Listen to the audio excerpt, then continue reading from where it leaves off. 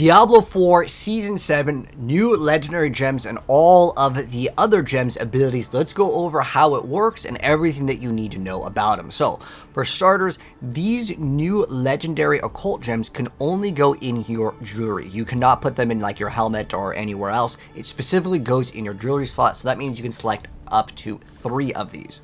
So, for starters, people want to know, how do you get these new legendary gems? Well, you're going to have to craft them, and it will require crafting material. If you are on the PTR, you do have access to MRAC. You just go to the seasonal, and then you just go to grant all occult gems, and then you open up the bag, and it's going to give you all of them.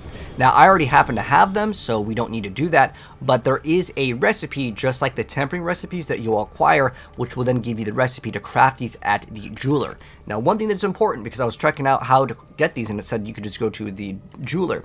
It is not the regular jeweler. So if you go to the regular jeweler, and you're like, oh, I want to go ahead and craft my gems over here, so I go to like craft gems. Where are these newer gems? It's not right here. So what you're going to need to do is you need to go to a special jeweler. That special jeweler is going to be located right here. So you're going to go to the Tree of Whispers for Season 7, and this is like the updated one. There's a lot of newer things here as well, like it has everything that you need, but specifically this jeweler. So you see there is this jeweler over here. This is not the same one. It has to be the jeweler to the right. It's kind of weird. There's 2 jewelers. So the jeweler that you need is Galena, the Coven jeweler. So you click over here and you'll see that there's something called Occult Library. Now, I've already gotten to the recipes, but you will have to get these as recipes. You can't just craft these ASAP. So there's other things that tie into it. So there's the Rotting Cache, which is going to give you Restless Rot. And this one over here, I believe, is just for PTR. Now, this one with the Coven's Debt, it will require Restless Rot, but it's going to give you Coven's Debt, which is going to give you 100 towards your seasonal journey in the Coven's favor. So that does give you a spark over here. So it's kind of tied into it. But that's what the first 2 are. Now that we went over that, let's go over the gems and their abilities, because that's the point of this video, is to go over all of their effects. But also, obviously, we got to go over how we can acquire these gems too, because that kind of ties into everything that you need to know. So we're going to acquire Fugitive Heads by eliminating monsters as like a new form of material. And then we also require Restless Rot, which is from the brand new area. So pretty much you just kind of play the game and you'll get these. The Fugitive Head is going to be a lot more rare than the Restless Rot, but it does tie into the new currencies. And then we have the Ruby Fragment, Sapphire Fragment. Depending on what you want to craft, it's going to require different forms of whatever that you need. Now, you'll see also that this one over here, this one requires the other ones. So in order to go from the magic ones to the rare ones, you're going to have to craft, let's say, one of the Wicked Pact and the Phantom Sting, which are obviously going to be over here.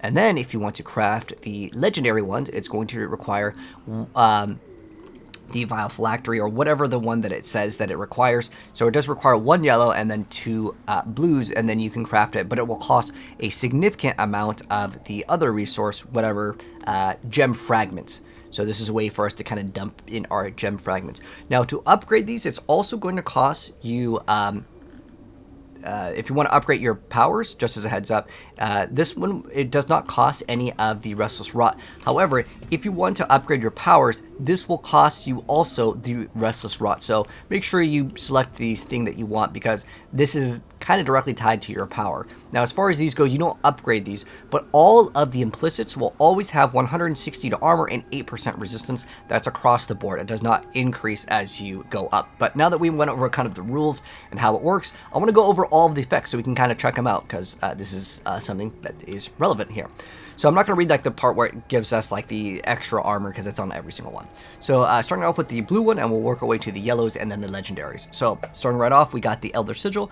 So our Agility, Corpse, and Incarnate Mastery, Weapon Mastery, and Wrath skills deal 25 increased direct damage to Hex enemies. If you're wondering what a Hex is, it's all tied to the powers. You'll see some of them will say like Eldritch or Growth and Decay. It'll require you to equip 3 of these to actually get the bonus. So that's how we get the bonuses with these, and some of them will have some requirements. So basically, as long as you hex an enemy, you get 25 direct damage.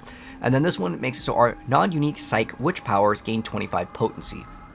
And then we have, you deal 40% increased overpower damage to hexed enemies. And then we have this one over here where it makes it so our summons deal 25 increased direct damage to hexed enemies. And then we have your non-unique Growth and Decay Witch powers gain 25 potency. Then we have, while you have an aura active, you get to deal 35% more damage over time, or I guess it's damage over time 35% faster. And then we have your non-unique Eldritch Witch powers gain 25 potency, and that's the blue ones. And now to get, again, craft these ones, we need 2 of the blue ones. So starting right off, we have this one. The first one, which is while you have 3 or more growth and decay witch powers slotted, which means equipped, you get to generate 30% more barrier, and you gain 30% more fortify and have 30% more thorns. Then we have this next one, which is while you have an aura active, pull nearby enemies towards you every 8 seconds. Then we have, while you have 3 or more Eldritch Witch Power slotted, you gain 25% movement speed and 15% critical strike chance. Then with Raging Enigma, your unique witch powers deal 40% increased damage.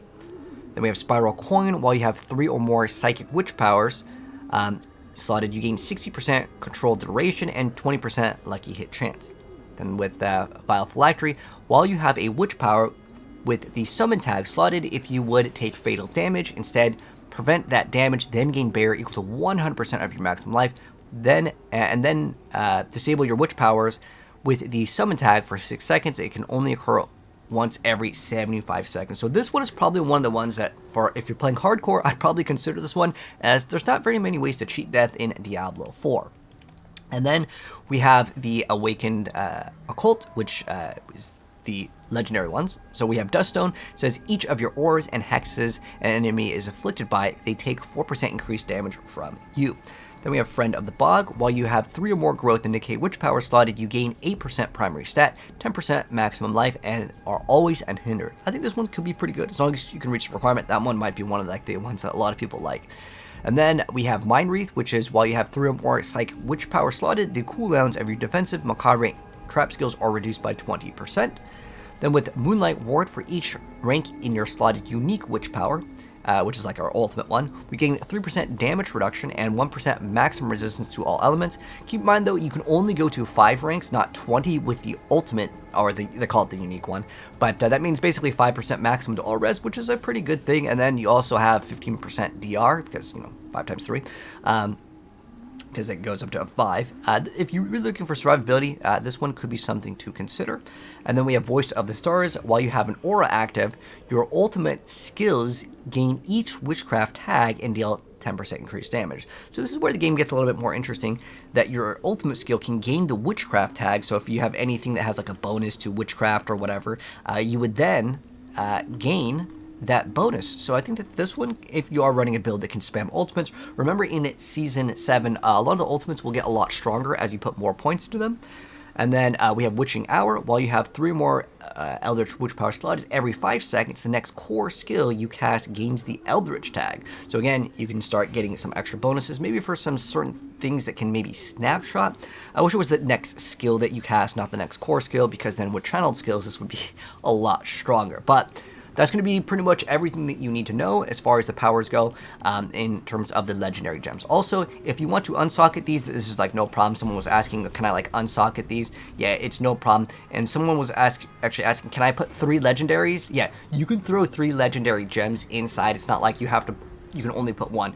But with the occultist witchcraft powers, you can only have 1 unique one. But with these, the legendary ones, yeah, you slot as many as you want. There's no like little rules to it. But anyways, that's gonna wrap up the video. Hopefully this video was informative, and I'll also be dropping probably a guide later that goes over like more of these if you guys want to see these. I already have all of their effects already made in another video. I'll pin that down below, but go ahead and check it out. But what do you guys think of the new legendary gems? Curious to know your thoughts down below. It's mostly like a numerical thing, but at the end of the day, it is technically more power. But if you guys enjoyed the video, drop a like on it. If you're new here, subscribe to the bell if you'd like to see more content, and I'll catch you guys in the next video. Peace out. Also, who's playing PoE tomorrow?